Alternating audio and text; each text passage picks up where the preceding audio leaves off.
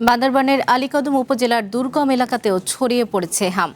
জ্বর, সর্দি, কাশি আর শরীর জুড়ে ফুসকুড়ি এসব উপসর্গ নিয়ে হাসপাতালে ভর্তি হচ্ছে একের পর এক শিশু। এর মধ্যে হামের লক্ষণ নিয়ে মারা গেছে 5 শিশু।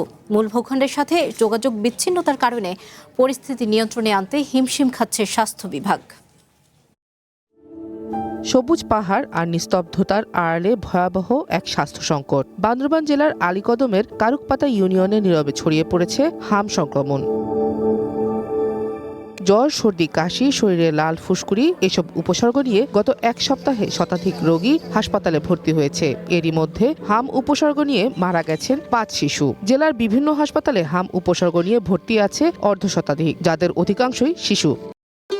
ভবিষ্যৎ হোক নিরাপদ, বিনিয়োগ হোক বিশ্বস্ত, আর আমার পছন্দ সল্ট বে।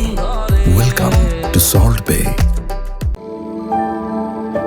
দুর্গম এলাকায় যাতায়াত সমস্যা থাকায় অনেক অভিভাবকই সন্তানদের হাসপাতালে নিচ্ছেন না। অনেকের মধ্যে সচেতনতারও অভাব রয়েছে। সব মিলিয়ে পরিস্থিতি আরও জটিল হয়ে উঠেছে।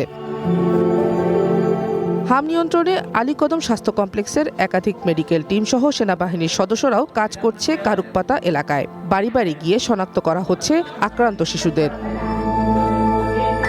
তবে স্থানীয়দের অভিযোগ, দুর্গম এই ইউনিয়নে হামের টিকা এবং প্রয়োজনীয় চিকিৎসা মিলছে না। হাম রোগের আক্রান্ত অনেকজন রয়ে গেছে, বা এই যে আমরা দুর্গম প্রান্তিক হওয়ার কারণে হামের টিকা আমরা দীর্ঘ বছর ধরে আমরা বঞ্চিত হয়ে আছি। প্রায় বিগত 3-4 বছর ধরে হাম রোগ নিয়ে সবাই মারা যাইতেছে। এখানে কোনো চিকিৎসা পুরো পাই না, আর ডাক্তার তো আসেই না। পাড়ার ডাক্তার থেকে এই হাম বেরাম ওষুধ থেকে আমার কিনে নিয়ে আনছে। ডাক্তার বলে দিছে এই হাম বেরাম থেকে মারলে পারবে। স্বাস্থ্য বিভাগও বলছে যোগাযোগ ব্যবস্থা খারাপ বলে কারুকপাতা ইউনিয়নে চিকিৎসা দিতে বেগ পেতে হচ্ছে।